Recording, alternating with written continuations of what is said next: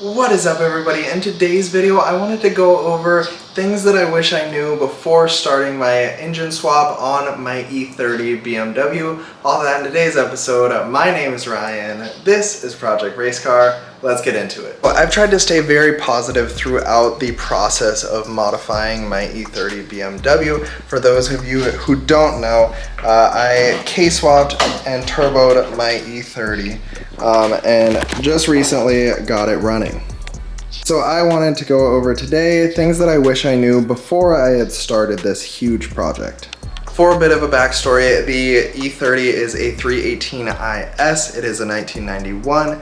It was a manual. It had 283,000 miles on it, and I bought it completely stock. I reupholstered the interior. I put it on BC Racing coilovers, and then I did a full K-swap with a ZF transmission, a BMW Z3 rear differential, reinforcing the rear subframe, turboing with a precision turbo, and a TF Works K24 swap kit.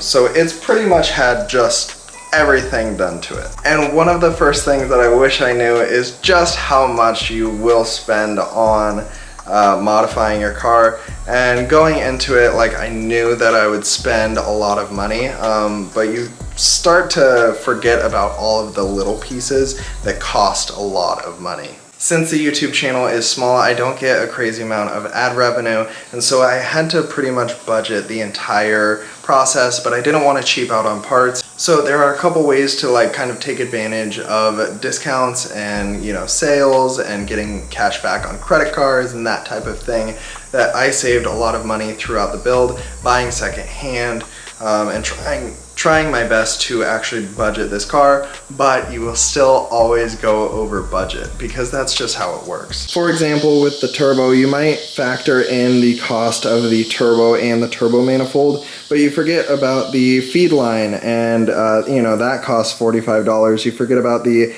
actual turbo intake, and the piping just costs $40, and then you forget about the intake cone and some of the intercooler piping and all of the clamps, and the stuff just adds up very, very quickly. The second thing that I wish I knew before starting this build is how difficult it can be piecing everything together. As you guys know, it is a K24 out of an Acura.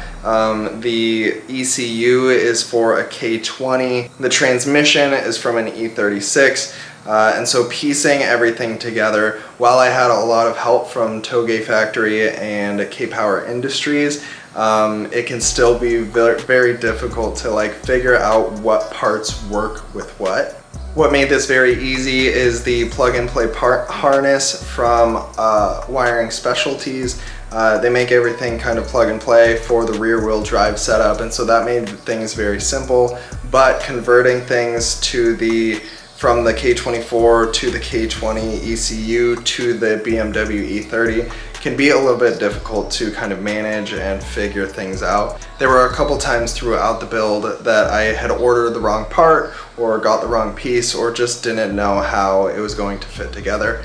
And so kind of realizing the complexity of knowing what to buy throughout the build was a little bit difficult. Number 3 is actually one of the current issues that I'm actually dealing with, and that is just problem solving.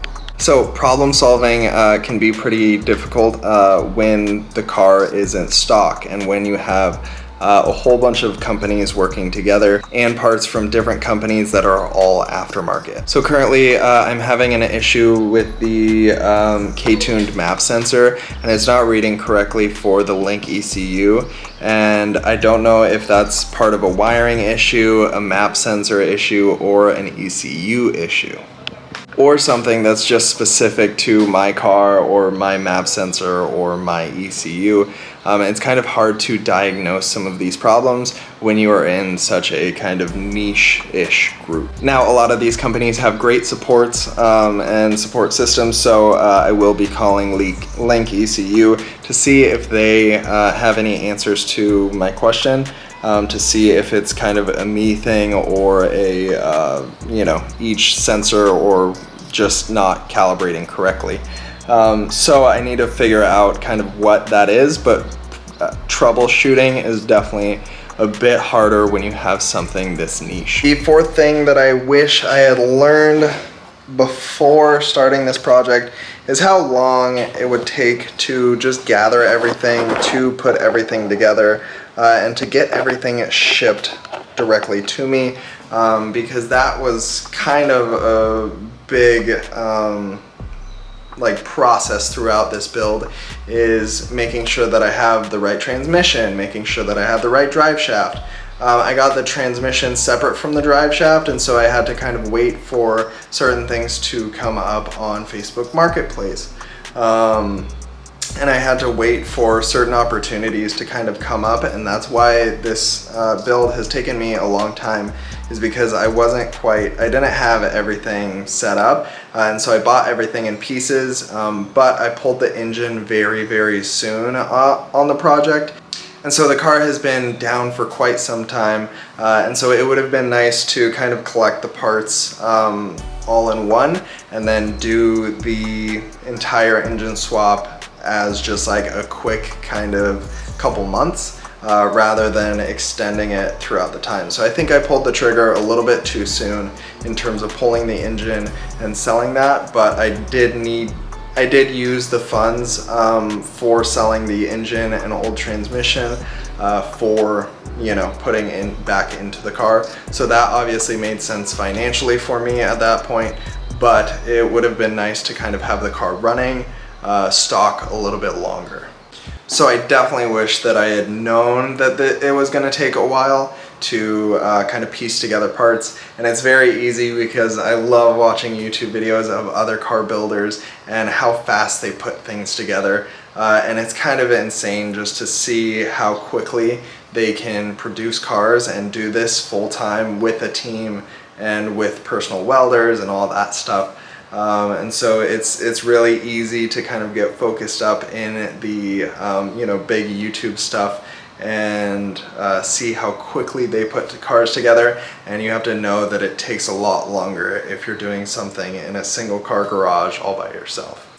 The final thing that I will mention that I wish I knew before starting this is that you need a lot of specialty tools and stuff that are, you know, you're going to use in the future, especially if you keep the car like I will be. But you know, engine hoists, engine stands, torque wrenches, and cam locking gears, and specific stuff for very specific jobs. You obviously will use them in the future, but that is definitely an extra cost and an extra item to need to purchase if you don't have them before starting the build, and if you're just starting off like I was. Now, all of that being said, I absolutely love this car. It has taught me so much. It continues to teach me about how to do mechanics, about electrical, about upholstery, about just confidence in doing these things. Gained a lot of confidence with doing the seats and, you know, pulling off the steering wheel, doing transmission stuff, doing clutch work,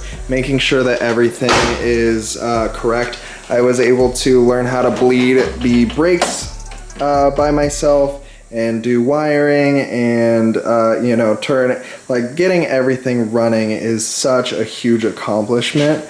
And I gained a lot of confidence doing a build like this. I obviously have a lot to learn, and there is always room for improvement, but it is so good to test yourself with something like this and to push through and make sure that you finish the job. And I think that that has helped me out a ton in mechanics, and I wouldn't be helping people out if I didn't already have the skills from this car. I've honestly found that with pulling the engine, pulling the subframe, reinforcing the subframe, doing diff swaps and transmissions, and doing the clutch work, when you do all of these big tasks, when you're forced to do something like the brakes, it's super simple and very easy. So this project has pushed me and will continue to push me towards a place of growing, getting better, and making sure that we finish this thing. I have still been kind of trying to problem solve, but like I mentioned, I am getting closer and closer. I want to actually get a full video out where we are dynoing the car soon, and I know that that will be coming very soon, but we have to get some stuff figured out before the dyno session, and we will be continuing to do that. If you guys are thinking about going through a project like this, I would highly suggest doing it, but be prepared to spend money, learn a lot, and need to buy a lot of tools, but that shouldn't discourage you at all. Just be prepared for that. Like I said, this has all been worth it and will continue to be worth it, especially as we, are getting it more and more finished and closer to regular ripping and just driving on the road.